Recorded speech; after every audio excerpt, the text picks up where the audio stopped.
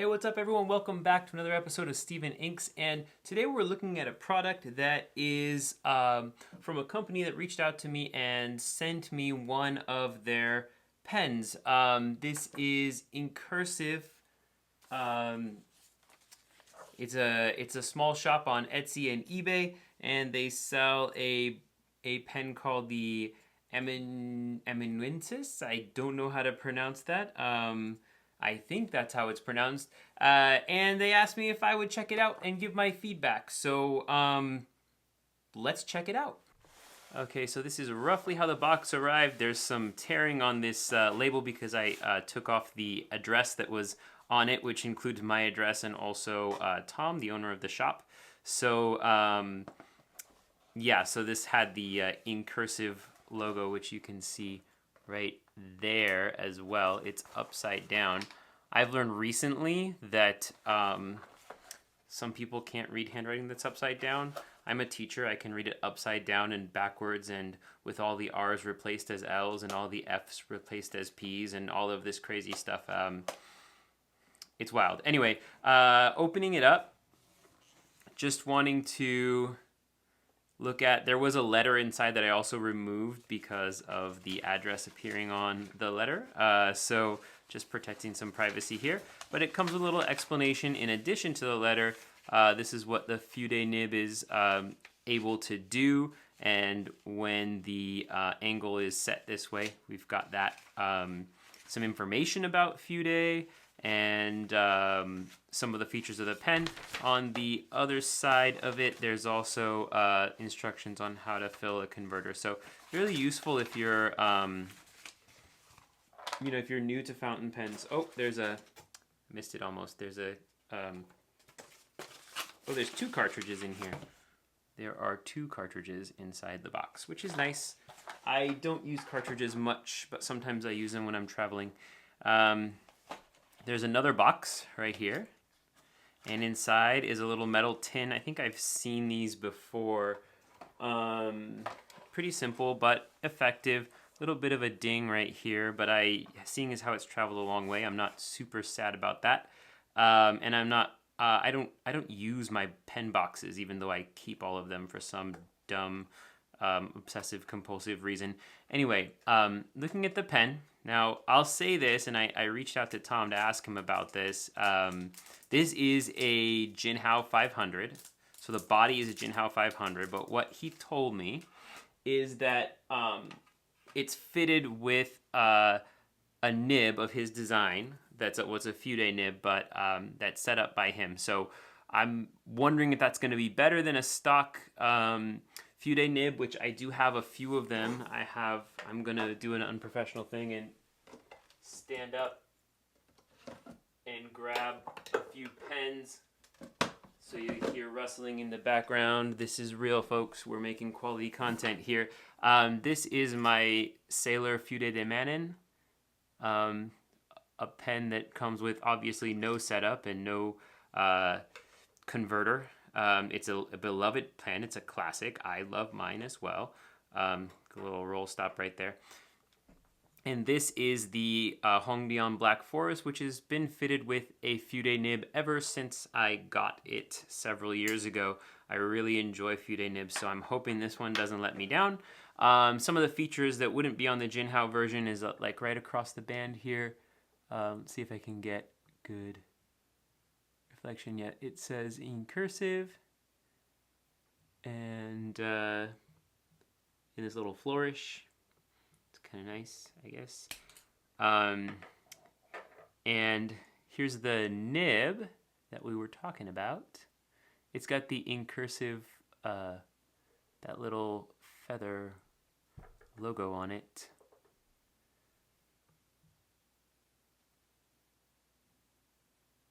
See that? There we go. That's a nice little version of it.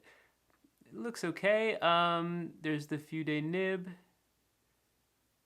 Doesn't want to focus. There we go. Yeah. So the Jinhao 500 body plus this nib. I'm wondering if it's going to be worth it to get a nib that was set up for me rather than having to do it myself. Because not so much with this one, but definitely with this one, I had to do a little bit of smoothing and flossing the nib, and I have videos on how I do that with my other pens as well. And a lot of the Jinhao pens, if I'm going to be completely honest, even though I do test them straight out of the box and I test how they function just out of the box, I usually end up going back and tuning the nibs a little bit and kind of fixing them so they get smoothed out. So I'm wondering if this pen is set up to just run super smooth right out of the box, and if it is, I think that the increased price over what the body of a Jinhao 500 costs would be worth it. So let's find that out by filling it up with ink and making it happen. Here's one that I haven't gotten out in a while. It's my Lamy Agate, which I think would be really cool with a Fude nib. So we're gonna check that out when I fill it up.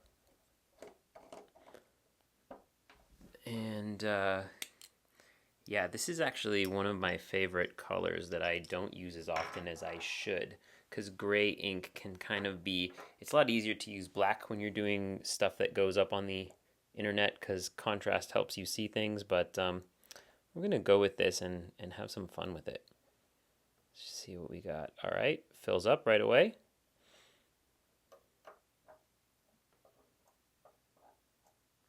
The nib does look nice and shiny. I will say that. Look at that.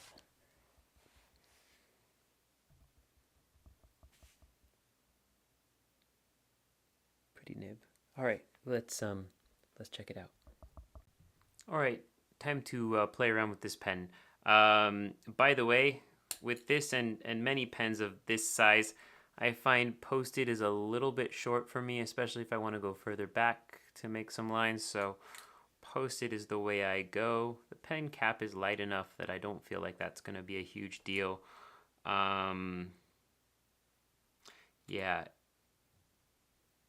seems like it's all right. So the way that a Fude nib works is that the higher the angle you hold it at, the thinner the line's going to be. You can also do a reverse writing, and we'll see how this nib holds up to that. That'll give you the ultimate thinnest line, but you can get that same line by holding it at almost a 90-degree angle. And you would just kind of utilize your hands like a lever in order to get that correct. Remember to draw from your shoulders so you don't cramp your wrists. There's all kinds of stuff involved in this. So let's have a look at what this thing can do. This is just my regular drawing angle. I'm going to draw a line straight down. Okay, it looks kind of like a medium line nib, and I'm going to go a little bit lower. It gets thicker. So we can get up to that thick going this way. Of course, if I were to go at an angle, I can also get, this is about the thickest line you can get. I don't know why you'd want to go much thicker than that. But I could also go up higher.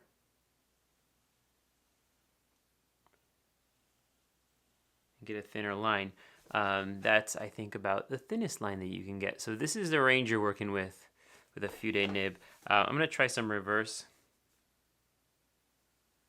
Okay, that's really dry. It doesn't feel, let me just try it again with, at an angle it's slightly better, but it's a pretty dry line. I don't think that I would recommend doing it this way, but I can get a pretty thin line that's sufficiently lubricated enough that I'm not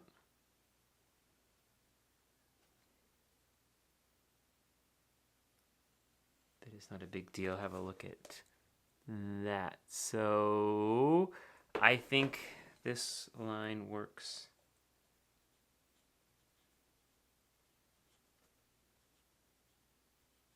Forward only. Not a deal breaker, but I do have some pens that can go forward and reverse, so that's something to think about.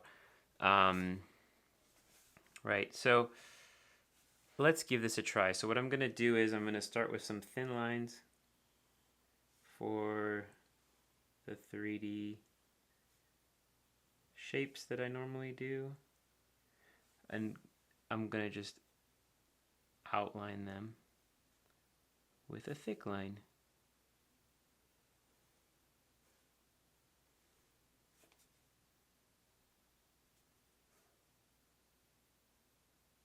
You can get not so much realistic, but a kind of graphical style here, just by kind of changing your angle a little bit.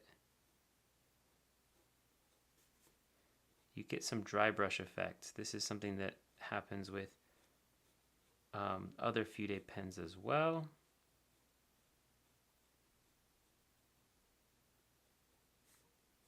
It does feel smooth. You do get this sort of effect though.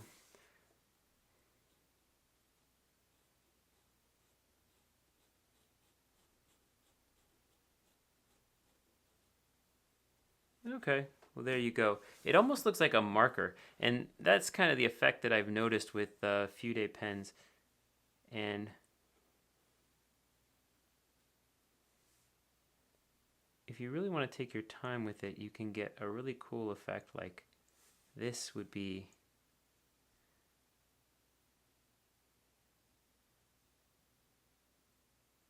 heavy line on the bottom, light line on top. That gives you a starting place for your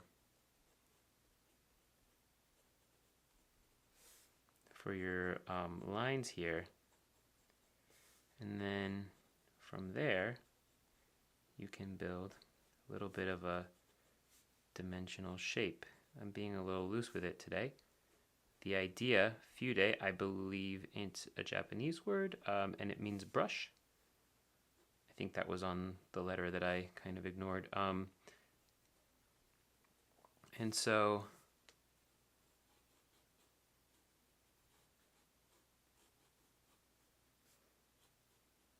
you get a decent like shadow shape that you can build in there. Definitely you can see the strokes, so there's another way that it's kind of like a brush. But you could see how something like this could be really fun to play with for art. And I'm having fun right now, so that's an important indication of where we're going with this. So far, I enjoy using this pen. I'll say something that you may have noticed already. It's not doing wonders for my accuracy, but that's probably my own unfamiliarity with the tool.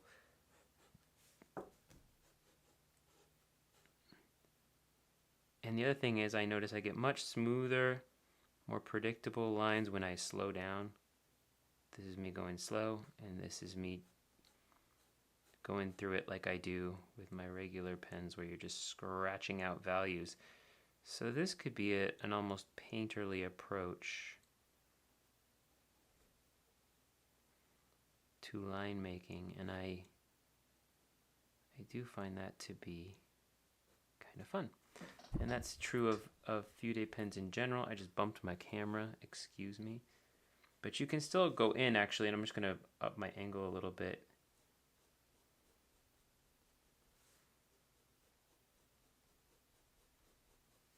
And do some hatching. So you kind of have some versatility here. You notice you get, and the ink I'm using, the Lamia Gate, is a really high shading ink. So you have these dark lines on top of the bottom ones. I'm sorry, you have these dark lines that come up at the end of your line terminals. So one way to just make sure that that's consistent is to just always draw in the same direction, or if you don't care, you can just not be bothered by it. Some people really like that effect. Anyway, this is what you come up with the Fude nib style, and it's gonna look very different depending on how you implement it. You can have lots of control, or you could just let it be loose a little bit. So let me do this as an H1. Those of you who code in HTML know what I'm talking about.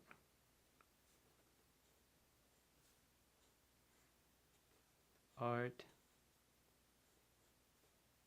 advice,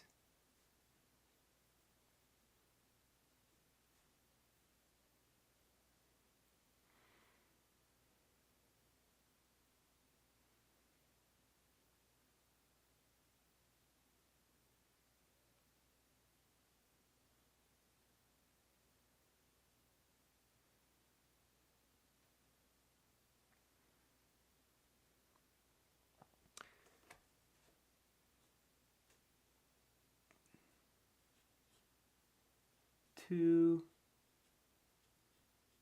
tones first. So what that means is when you're trying to think of how to draw something, like let's say you're drawing an alarm clock. I'll draw a little quick alarm clock because I woke up early this morning and I have not forgiven myself yet.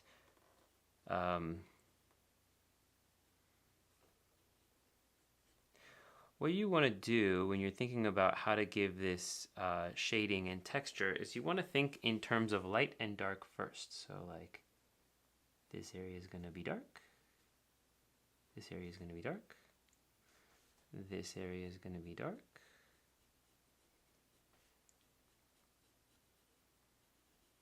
And underneath here is going to be dark. And inside here we got a little bit of an edge right there. That's going to be dark.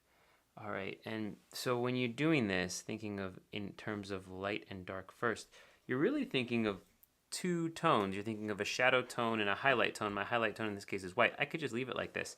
But then if I wanted to go in and change some things and add some textures and some things like that, it's easier for me to go in and realize what needs to be done still when I have started by separating things into light and dark first. What's in shadow and what's not in shadow. Because then I can add more darkness when I feel it's necessary, and I can add textures as I see fit, but I get a better picture of the piece as a whole if I start with just thinking what's going to be light and what's going to be dark here. And so that's kind of how I think about things, especially when I'm planning out. You can do a thing called a value study, where you just go in and figure out what's going to be light and what's going to be dark and how dark is it going to be.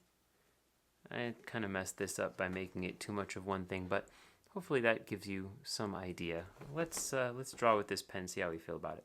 I'm trying to decide where I stand with this pen. To be honest, couple of things I have to say right off the bat. I really like the drawing that I did with this pen. So that is without a doubt means that this pen is useful for creating good artwork. And that's important. Well, I suppose whether or not it's good would depend on what you think of it. Let me know in the comments. I gotta say that I didn't always enjoy using the pen. There were times where I had to hold it at angles that were kind of uncomfortable.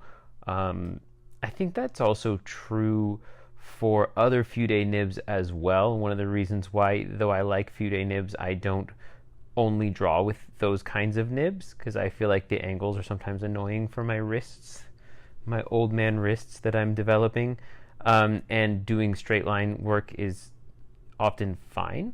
At the same time, the lack of reverse writing really is a knock against this pen, but it not being a perfect pen, at the price that it's at, I don't think it has to be. So I think you should check this out for yourself, and if you think that you want to get one, you should get one. It's not a very expensive pen, and it is kind of nice. Well, I'll leave that to you. So final thoughts, we do have a Jinhao 500 with a nib that was set up to work right out of the box. Little bit more money for this version from Inkursive pens than from the original manufacturer. Are you willing or able to do the extra work to get the nib set up? If so, maybe you go with the Jinhao 500. There's a link to that in the description. If not, definitely give a check out to Inkursive pens. They included a coupon code for their store, 20% off on Amazon and Etsy. And you can find that in the description of this video.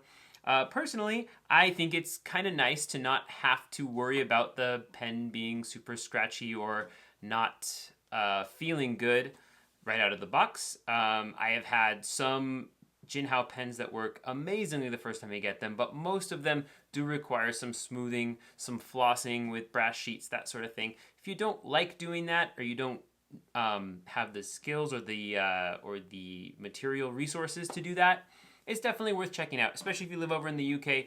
There's not enough love for our pen friends across the pond, so it's nice to see that there's shops and stuff over there where you can get things like this pretty easily. And I don't really know how hard it is to get some of the pens that I recommend here on this channel in other countries, because I live here. Sound off in the comments. What do you think of this pen, of this idea? And please check out the links to both the Inkursive shop and to the other things that were featured in this video.